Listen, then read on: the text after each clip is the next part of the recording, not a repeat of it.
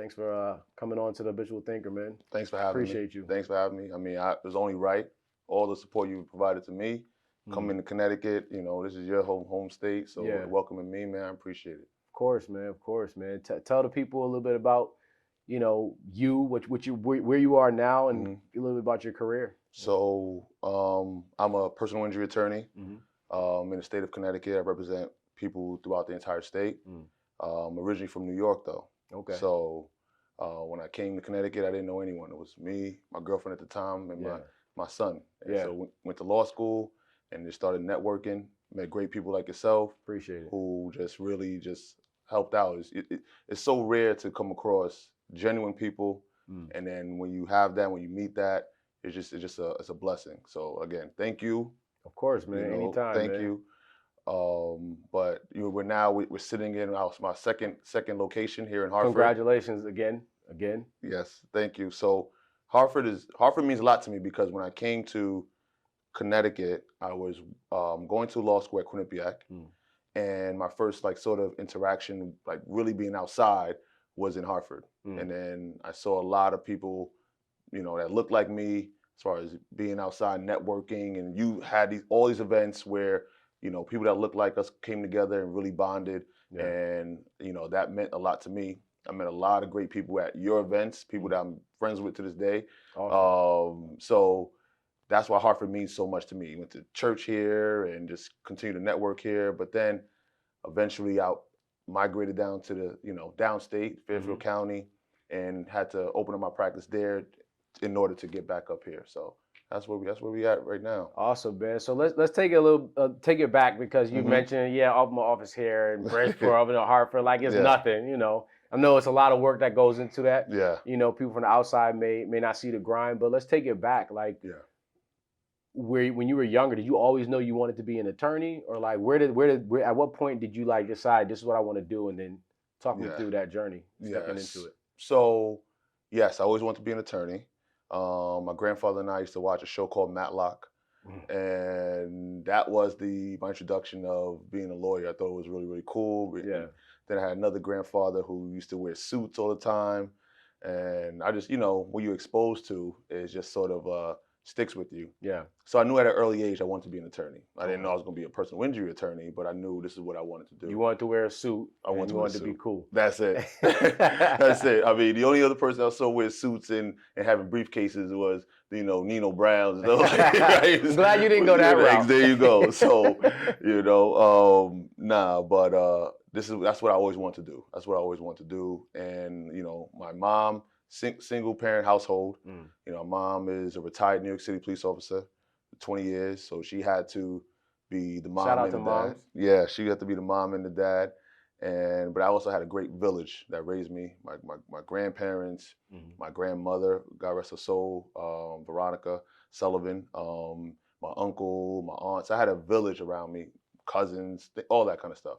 So that really helped and steered me into the right direction.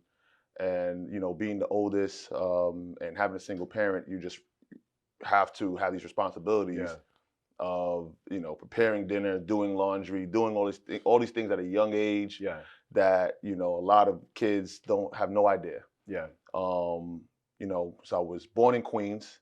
My mom moved us out of Queens, upstate, for a better life. And I think back about it. It's crazy because I was 10 years old at the time, and my mom would wake up at 5 in the morning to take the Metro North from upstate New York to Brooklyn. She worked in J Street. And she used to take my 3-year-old brother at the time to preschool down in Brooklyn.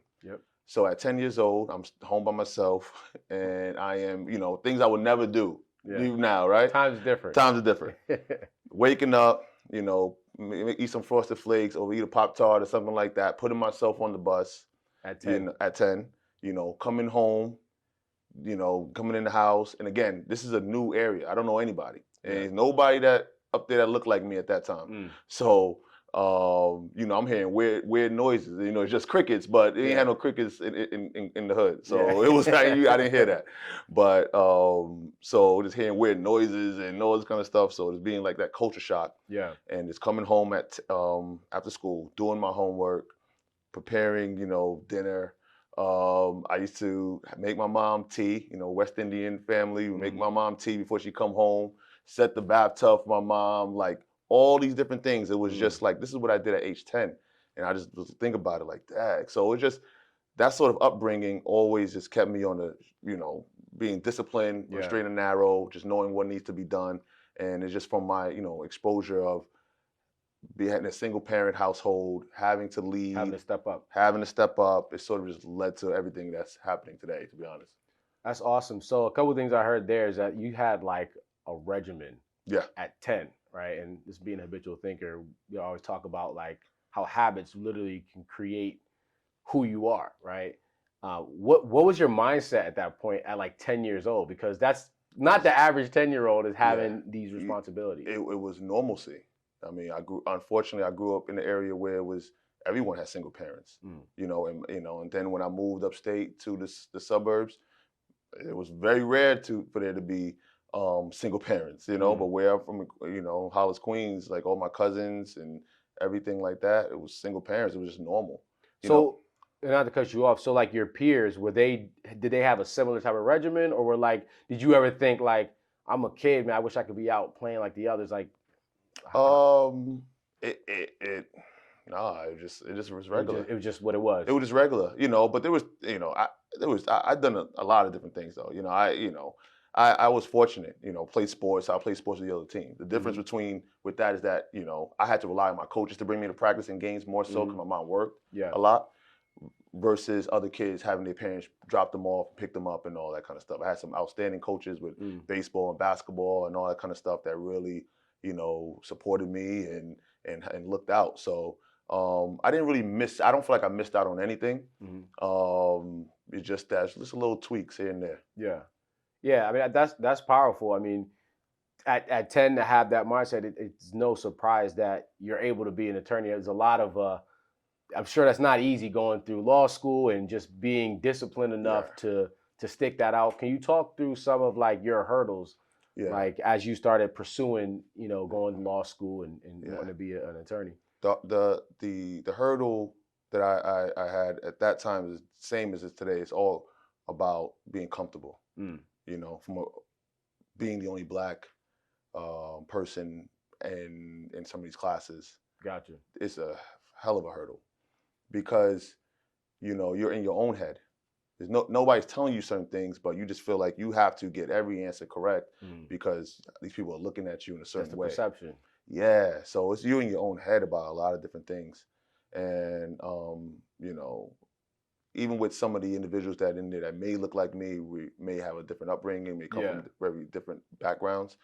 So I'm driving to school in my 99 Honda with silver with a black hood and a green bumper. So like when these other kids are driving something really they're nice, driving a brand new Mercedes or something. Exactly. Yeah. So just very, very different. So my hurdle has always been when it comes to my profession and even before then, as far as law school, always been associated with race. Just feeling like feeling like you have to try to fit in. I felt like I didn't really get to become myself until I opened up my own practice. Really? It was just like, I worked at firms where I felt like I had to just, let me just close my door. Yeah. Let me just keep my head down. And was it, and I know you mentioned kind of was in your head, was there anything that happened or did you have interacting with people that kind of reaffirmed that? Or was it all, do you feel like it was all in your head? No, it wasn't all in my head. It wasn't all in my head. But can you think of a certain instance or? It's a lot, but I don't want to get nobody in trouble. So without getting anybody in trouble or naming any names, like, I mean, did you give a general? Well, this is what I'll say. A lot of times you work at these some of these companies, you're doing everything you can to quote unquote fit in. Yeah. Right. And you participate in certain things. Things that you've never done. Yep. Outside of the comfort zone. Outside of your comfort zone, and it came to a realization after some time and just moving around, you realize like, hey, no matter what I do, I'm not gonna fit in. Mm. You know, it doesn't like it's nothing gonna change. Yeah. You know what I'm saying? I could be the best golfer in the world. You know Yeah. what I'm saying? When I'm coming out and going to these events or whatever the case may Mhm. be. I mean, but There's always something that kind of remind you it's almost that all like stay in your place or just remember you're not one of us. exactly all the time. Mm. All the time, and it really comes down to um, I had to realize that I was running from something. That's really what happened. So I was running from being who I was, who I am. Yeah. And I'm a proud black man. Yeah. So if I'm being forced into a situation where I can't be proud of what I stand for, or have to second guess what I'm Yeah. posting on my Or own social compromise. media, Mhm. compromise. I'm compromising who I am. Mhm. You know, if I'm like, I don't know if I should post that. I don't want this person looking at Yeah, this I or don't want them that. to think Yeah. maybe a stereotypical thought, or What? they're gonna look at me like What? I'm just Yes. that black guy. Exactly. Exactly. I know the feeling. And that's what sort of forced me to do my own thing. And like I said, from law school, I had some great mentors. I have a great professor who sort of, and I mean, she was at my wedding. That's how great and a tight of a relationship I've had with this lady. And so law school wasn't, I'm saying it was all bad. I did connect with some great people, but I didn't experience anything in law school where someone says something or anything insensitive or anything like that. Yeah. That was really just a feeling of being in this sort of in this environment, Yeah. being unable to relate to certain people. Mhm. But then like I said, after leaving there and trying to find a job, couldn't find a job. It was very, very difficult after law school trying to find a job. My first job, I was making $32,000 a year, and law school was extremely expensive. What were you doing? I was a lawyer. You was a lawyer for $32,000 a year? Yeah. Can you expand on that a little bit? Okay, Because okay. here's the thing: most people, when they hear lawyer, you getting out. We're making six figures. Yeah, maybe Talk nowadays. me through that. Like, Okay. what was that experience like? Okay, so when I was in law school, my focus was to work in sports. I wanted to work in sports. I interned for the Brooklyn Nets, Okay. and that's all I wanted to do. I didn't do any internships in the actual practice of law, like in law firms. So when I got out of law school, I went to the NBA Summer League. I'm hustling, trying to get with an NBA team. I interviewed with a few teams to be like basketball operations intern or basketball operations assistant. Yep. None of that stuff panned out. But I relied, I'm like, look, I can always fall back on my law degree. All right. So when I said I always want to be a lawyer, then it transitioned to maybe I want to be an agent, GM, something like that. Then that didn't pan out. Let's get back to the lawyering route. Now law school ends, don't have a job. And I actually had to take a job as an intern. Now, yeah, so I'm a licensed attorney. But you're an intern. And I'm interning in order to have experience, right? Got it. So that's like, $18 an hour or something like that. So that was very, very, very low. Then I got my first job as a full-time attorney at, solo shop, making $32,000 a year. Like that's working full time. Full time. Wow. Full time. Yeah, full time. Living, 2-bedroom apartment. My wife now and my oldest son.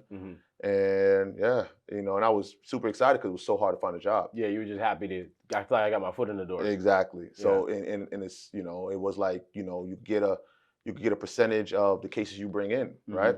So I'm walking around business. This is in Middletown. I'm walking around business to business, is passing out my car. So I've been hustling from day one. Yeah, this is not like that's sales, man. Yeah, the difference is like a lot of lawyers, they come out and they given a job, they making X amount of money, and then they get stuck because this is what they've been told to do, and this is where they're always going to be. Yeah, they never knew how to go out and get their own business, how to sell. Get out the mud. Yes, they don't know that. So my upbringing may be difficult as far as being an attorney, but it taught me that I got to go and get it. I got this low salary, which is what it is. Yeah. But I also have the opportunity to meet different people, pass out my cards, and just that's how I just hone your networking skills. Exactly. That's a skill, by the way. People fear, like, you're very comfortable talking to people, and just a lot of people fear that. It's crazy. It is. No, it's I do enjoy it, obviously. I do enjoy it, you know, a lot. I never look at it as a skill. It was just survival, you Yeah. know. So like, it really, I have a choice. Like, all right, I'm given this opportunity to get a commission off of these cases, and Yeah. you know, and that's how it started, you know. So, um, you know, it's funny because like I have a client, my first ever client that I got on my own. I'm great friends with today. Yeah. I've represented her, and then I represented one of her sisters, and I represented another one of her sisters. And so Yeah. it started from back then, sort of like just being out there hustling, Yeah. you know, and then now where the trust is there, and then down the line, you know, anything happen with the family and they need an attorney, They I'm calling the you. first person to call. So, so that was the beginning part. That was the beginning. It was tough. Yeah. I mean that's awesome. I don't believe anything happens. I don't believe in coincidence. I believe everything happens for a reason, right? Yeah. And like so like had you not gone through that, maybe we wouldn't be here sitting in your second office, right? Like those skills that Yeah. you having the low paying job Mhm. made you have to go out and hustle, which honed those skills, which allowed you to be successful now. Yeah. I think, you know, for me, because it never is the low paying job. It is what it was. What you know, it is whatever. But you know what Mitch say? You know, I love the hustle. I love to I hustle. love I love the yeah, game. yeah, I I love love it. You know, so to hustle. I love meeting new people. Yeah. I love advocating for people. I love Mhm. helping people. You know, like it's just if I feel like it's a disservice if you're not doing what you know God has called you to do. Mm. My calling is doing exactly what I'm doing, Yeah. and that's why I advertise so hard because I will be being selfish by not sharing my gift and my talent by helping those in the way I'm helping them. Mm. And I really, really believe that. So, you know, I just love helping people, getting out there, meeting people, because, you know, a lot of individuals will hire this person, that person, or the other person if they Yeah. knew who they were, where they Yeah. were. How can I get in contact with this person? Mhm. So that's why I'm really big on trying to market and trying to just, you know, talk to as many people as possible. But definitely that sort of upbringing, you know, from the jobs, from my experiences as a black attorney here in the state of Connecticut has Mhm. been, you know, has brought me to this point, and you know, for us to continue this growth. So, Yeah. No, I mean that's great. So I wanted to go back really quickly because you hmm did talk about a little bit about your experience and not feeling like you were fitting in or yeah, feeling like you had to like what going through those experiences and like that uncomfortable being in uncomfortable spaces of like not feeling like I fit in or you know I guess what lessons have you learned from those or for those experiences that you think have helped you to where you are now? oh man, I mean, it's just one of those things where it's like, you know, honestly, it's like watch me win. Mm. That's really the So mentality. that's more of a motive uses more of a motivation. Well, my biggest motivation is my family, Hmm. the people that have done everything to put me in the position where I Hmm. am. Like, you know, I didn't do this. I'm not doing this by myself. People say, 100%. you know, got the mud. Okay, yes. As far as starting my business, starting Yeah. my law firm, no other. You know, it's not like you know, my parents left me a law firm or anything like Yeah. that. Yeah, but Your support the system, your support system, family. yeah, yeah. I had a great support system. You ask anybody in my family right now, they're very proud, Hmm. but I don't think anybody in my family will say they're surprised of what is I'm doing Got it. because at a young age, I've always done well. Yeah. You know, I've always been super motivated. Hmm. I've always been extremely determined. Um, that's who I am. Yeah. And so you know, me is just about making sure that my family's proud. You know, that means a lot to me. My grandmother, she passed away. So it's funny because my grandmother, I had this conversation with my cousin because you know it bothers me. My grandmother, my mom had to be like the disciplinarian one because I didn't have a Hmm. father around. Hmm. My grandmother was the one that was more affectionate. Hmm. So they balanced each other out. Got you. Good cop, bad cop. Yeah, No exactly. pun intended. Your mom being a cop. Yeah, exactly, exactly. So my grandmother was like, you know, she's, you know, Jamaican, and she was like, you know, she'll give me a piece of candy. She's like, don't tell your mother. And then I run to my mother and say, look, mom's gave me candy because I Yeah. was Yeah. honest kid. So, so Snitch. yeah, exactly, exactly. So but my grandmother said, oh, you're gonna have this big law firm. You're gonna have this client's gonna call you and all this kind of stuff. Like when I was struggling. Yeah. And so it bothered me when she passed away before anything could come to fruition. Mm. And then my cousin said something so profound to me. He said, you know, you talk about how moms, we call her moms, wasn't able to be here when you had the law firm built and everything, but she actually saw it already Mm, because she's the first person to say this is what's going to happen. mm. So everything you're doing now, she already saw it. So you know, before you, You just had to do the work. as I do the work. So that made me feel a lot better. But the thing that motivates me is like I have to do this because you know the people that paved the way for me is not going to be here forever. Yeah. So my mom, my uncles, my aunts, my other grandma, you know, like I need to show them how much, you know, they have helped me. So I need them to enjoy the fruits of my labor, Yeah. you know, because my other grandma was unable to get that enjoyment. So that's what motivates me the most. Awesome. But you know, aside from that, you know, the things involving other, you know, the negative things I've went through, Hmm. you know, instead of it just watched me do what I'm doing because I know people are watching, and Yeah. I'm going to continue to do what I know to do, and it's do the right thing. And if I'm just being true to myself, everything's usually you know tends to work out. Yeah. So So how do you block out that noise, right? Because on the path to success or reaching whatever goal you have in mind, you're always going to have those times. Like you may have some maybe negative, mhm. energy, in your circle, or you may have setbacks. Like how do you overcome that, right? Because mentally, that sometimes that can be draining. I have an amazing wife, you know, because you know there's times in the business where things were like you know it was tough, you know, as far as Yeah. like staffing and things like that. That's extremely tough. What And was the toughest thing you think you've dealt with so far on this entrepreneurial journey? staffing. Staffing. Staffing. There's been times when, and I'm pretty sure I called you a few times, like, you know Yeah. anybody? I done called so many people, like, you know anybody? Yeah. Please, please. And this is right after the pandemic. Is right, yep, yep. Because I opened December 2nd, 2019, Hmm. and then everything's going smooth, and then the NBA shut down. So Yeah. then you know that this thing was It's everything. real. Yes. So The bubble. yeah, exactly. So, you know, things change, but just, you know, keeping people, but you know, in order to keep people, you know, it got to be the right fit for them, you Hmm. know, salary stuff got to be right, everything got to be right. And, you know, some people have their own goals. Yeah. So you got to support that as well.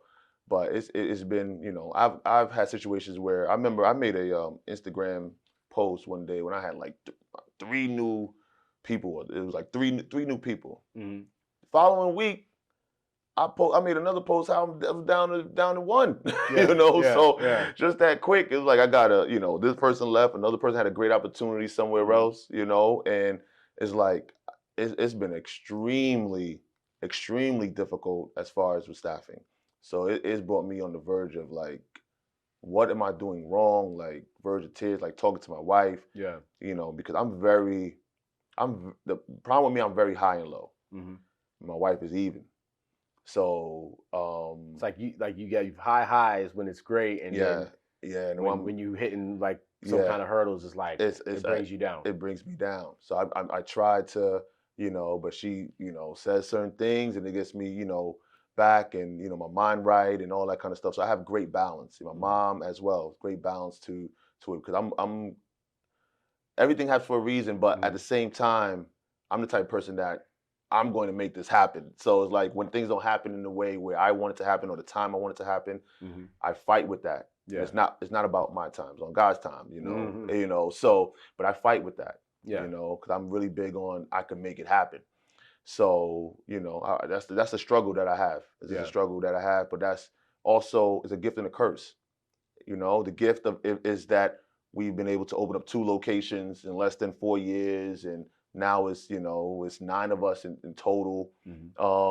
You know, in less than 4 years, and but the curse of it is like, all right, when are you going to stop? When is it good? When is it not? You Yeah. know, things like that. What's Like keeps next? going. Yeah, yeah, Yeah. It's funny you say that. I talk about that. It's like that's a gift and curse of humans. Like the gift of, we're always trying to find out what's next, and that's how we push the envelope and do amazing things. yeah. But the curse is like do we like get to enjoy it? Enjoy Like it. Yeah, when do we say like, okay, look what I've done, and like let me just kind of yeah. enjoy this I don't before I'm know. like on to the next thing. I know. So that's why it's like I don't know. I wish I had the answer. I don't know. I don't know. I come home. My wife is like, "Oh, that train is running," Yeah, because yeah. She she could tell know. probably by your Yeah, face, your yeah. mannerism, you Train is, pacing or something like yeah. My that. train is, and it's crazy. My youngest son is very much like that. Always just high and low. Always thinking about what's next. My Yeah, oldest is very calm, like my wife. Um, but yeah, but she helps me try to balance it out. I also have a great support system around. yeah. So everything that I'm doing, every decision that I make is not like I just make it alone. Mhm. I have a great friend named Ron Atemi. He has his own law firm. We talk about everything. It's like I'm a silent partner there. He's a silent partner here. We just Yeah, talk about everything, and we do the same type of law, but we don't look at it as being some sort of competition. yeah. We It's just up collaboration. it's collaboration, and we Yeah. uplift each other. So if I'm making a decision about a hire, I'm talking to him about it. He's making a decision about a hire, Mhm. and we just collaborate on every single thing. So because of that's another reason why I've been able to get it to where we're at now. So I'm extremely blessed, to be honest. I mean, I want to tit on that real quick. That's powerful. Like that's something that you typically don't see. It was like, you're kind of in the same space and you Hmm. have similar businesses. You're like, okay, how can I beat out that guy? Hmm.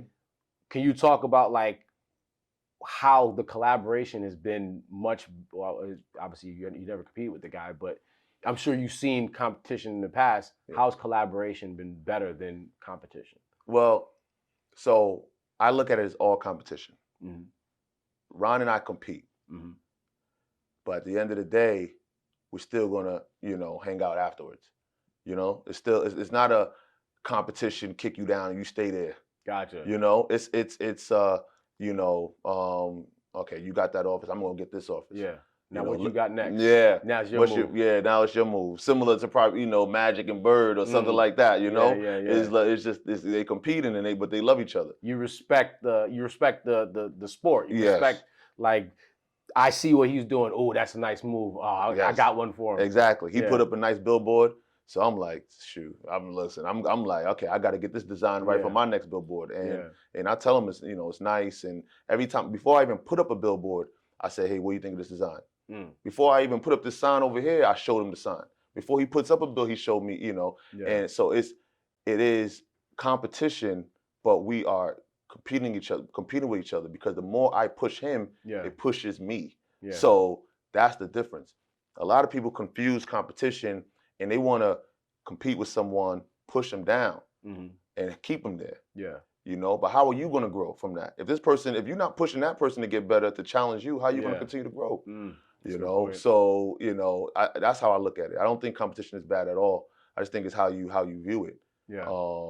Now, obviously, there's going to be other individuals or competitors that you have that obviously you're not collaborating with. Hmm. This is a different type of bond that I have with this attorney and other attorneys. So it's a different bond. But I'm like I said, I'm fortunate to have these relationships and I'm a humble person. Like I'm just like I will help Yeah. whoever. I really will help whoever. We share ideas. I'm hoping that by me marketing more and doing billboard, doing this different stuff, that more lawyers are That'll going to push other people. absolutely Mm, other lawyers that look like me to yeah. do the same thing because we can do it. Other female lawyers that to let's go. Yeah. It's not a. That's how I look at it. I don't know.